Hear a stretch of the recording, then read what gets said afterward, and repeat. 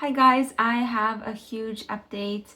As you know, I already adopted one hamster a few days ago, and I was trying to make a cage to adopt another hamster really soon. So I kept in touch with the girl that was giving away the hamsters, and I was helping her see the gender of her hamsters.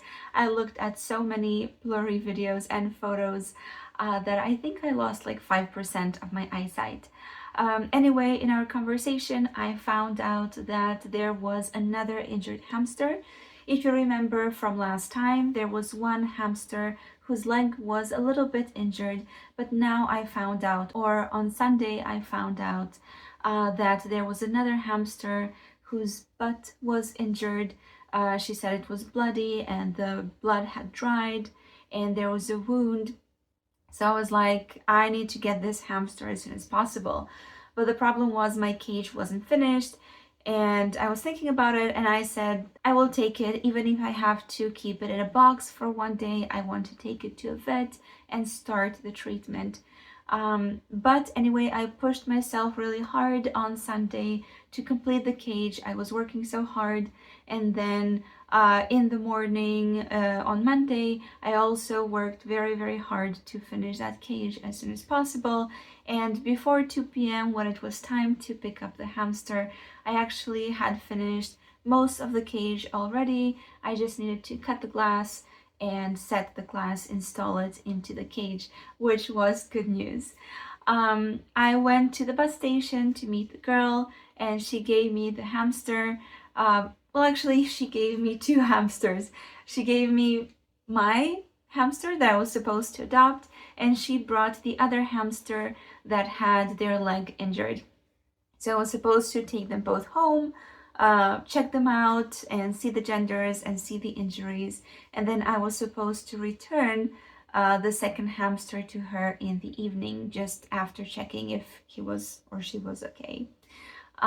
So I took them home and I checked my hamster first, and I could see even through the cage that she had something wrong, really wrong with her butt. I could see it was very pink and it was pretty large and very gross looking.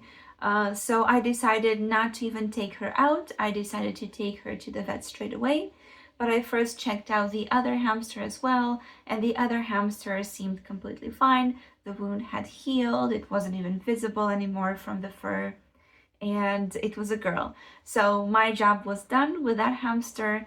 I just made it more comfortable in a box that I had. Then I put the hamster I was adopting in a transporter and I took it to the vet. I took a taxi and I took it to the vet, and I had no idea about the things that I would experience at the vet. It was a strange experience. It was really weird. I arrived at the vet and I entered, and this guy was sleeping. Like, he was sleeping, his head was like completely down, and he was really sleeping. So I was like, hello, good afternoon. And he was like, oh, okay, I have a customer. I was like, hello, I brought a hamster. It has a wound. So can you check him or her out, please? I just want to see if they're okay and I want to get treatment for them. And while I was talking, this guy was still nodding off. So he was like struggling to stay awake. And I was like, are you okay? Because this was a very hot day and this guy was sweating. So I was thinking maybe he's not falling asleep. Maybe he's not feeling well, but he told me he was okay and he told me to give him the hamster. So I was handing the transporter over and he took it and he lowered it on the desk. And as he was lowering, like, his head just went like this. And he fell asleep again. And I was like, excuse me, are you okay? Do you need a glass of water or something? Like, at this point, I wasn't sure if maybe like his blood sugar was low, his blood pressure or something. But it turns out he just is not interested and he's just sleepy, so he's sleeping. But he woke up a little bit and I was hoping he would examine the hamster. But he just took his phone, he turned on the torch, and he was just looking at the hamster through the plastic of the transporter. And he was like, is the hamster eating? And I'm like, yeah, it's eating. And he's like, okay, he seems fine. And I'm like, no, he's not fine, or she's not fine, they're not fine. They have a wound. And he was like, are you sure? Yeah, yeah, I'm sure. I saw it through the cage. So I'm sure they have a wound. And he was just looking with the torch. And I could see he was not in the mood to pick up the hamster. Like, you could see he was doing everything possible to avoid picking up the hamster. And I was starting to get irritated. And he was like, well, maybe the hamster is just dirty. And I'm like, no, the hamster is not just dirty. And he was, okay, then you can put this and this on the hamster. And I was like, but you haven't seen the wound. And I was worried that it was a prolapse. I was worried that it was a rectal prolapse. And that's very dangerous. That's deadly if that really was the case. So I really needed this man to pick up the hamster and examine it. And he just wasn't willing to do that. And unfortunately, this is not uncommon. When I bring small pets to the vets, they usually are not very enthusiastic about treating them. I went to this place because the previous vet at the same place was fantastic. So I did not expect this. So I was like, okay, you're not examining the hamster. I'm just going to go out and I'm taking the hamster and that's it. And he did not seem happy, but I was like, yeah, you're not in the mood to check him out. You haven't even looked at him properly, so I'm just going away.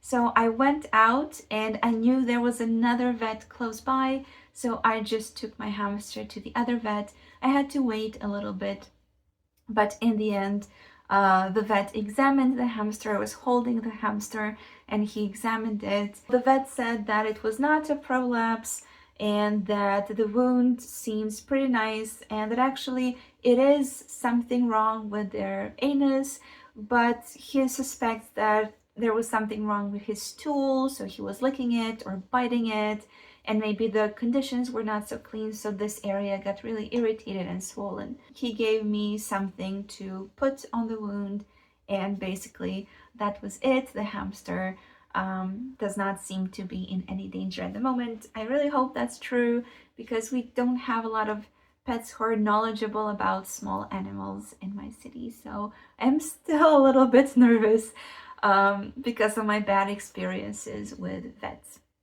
But the hamster is eating, is energetic, and I've been treating it, so hopefully everything will be fine on that front. Then I took the hamster home, and as I said, or I think I said, the cage was not finished completely. I've finished most of the cage, but I needed to install the glass. So I cut the glass. It was very stressful because it was just my second time in my life, no, my third time in my life to cut glass. I'm not an expert at cutting glass. So I cut it more or less successfully and I installed it and I set up the cage for my hamster. Now you will notice that this setup is a little bit different. I just put a little bit of bedding in the cage because I didn't want my hamster to dig deep. I just put just like maybe 2 or 3 inches, even less than that. Because I needed to treat the hamster every day until they get better. And I keep saying they, but it's actually a girl, so it's a she. I needed to treat her every day. And you can also notice that I did not put a sand bath in. This is because of the wound. I don't want sand getting on the wound and irritating it or making it worse, especially because hamsters pee in the sand very often, so I didn't want to risk an infection. Also, I did not put in a wheel because, again, this is on the bottom of the hamster's body, so probably this part would be rubbing on the wheel or like just, I didn't want that. And she was also very small. She's older than the hamster that I adopted a few days ago, but he is almost double her size, and she looks really, really skinny, probably because of her illness, and she was the smallest in the litter anyway. But I let her in the cage after I treated her, and she walked around a little bit and got familiar with the cage, so that makes me really, really happy. As you can see, the cage is not really beautiful or anything. It's just practical, it's big enough. It's 75 by 75 centimeters, which is more than a cage that is 100 by 50. So the size is okay, even though the shape is square. And also you can see there are many types of material there, I think 4 different colors. So it does look very beautiful, and in time I will make it more presentable. But for now, this is all I could do, just to give a home to the hamster. Now, when it comes to the name, I could not think of a name on the first day because I was just tired, I was exhausted, and I didn't spend that much time with a hamster to meet them and get their personality. So I didn't have an idea, but actually today I did get an idea when I was treating her and I was trying to catch her, and she was really kind of wiggly, very difficult to hold because she's so small, like she's so tiny. So, and she is energetic. So she was very difficult to hold. It felt like I was trying to hold water in my hand, like she was slipping through my fingers. So I did have to scrub her. I hoped I wouldn't have to, that she would be sitting still and eating a snack, but no, I had to scrub her. So because of this experience where I was feeling like she is water, like I couldn't hold her, I did want to give her a name that is related to water or liquid at least. So I was researching different names and words in different languages that are related to water. And finally, I landed on Ria. Ria means a stream or something that is flowing, and that's what I wanted to describe when I thought of her name. And also, she is kind of white, and she is so innocent and pure, so like clean like water. So I really wanted to give that impression of water, and I thought Ria was perfect. And then a friend reminded me that Rhea is also the Titan who gave birth to the Greek gods, including the famous one, Zeus. So it's a really powerful name for a powerful girl, and I think it will fit her really well. Despite her size, she is very strong and very energetic and very powerful, and she's fighting for life. But I think that's her name. I think Rhea will be her name. Yeah, I'm sure that Ria, that's her name. Just call her Ria. Anyway, I think that is all. I hope I did not forget anything.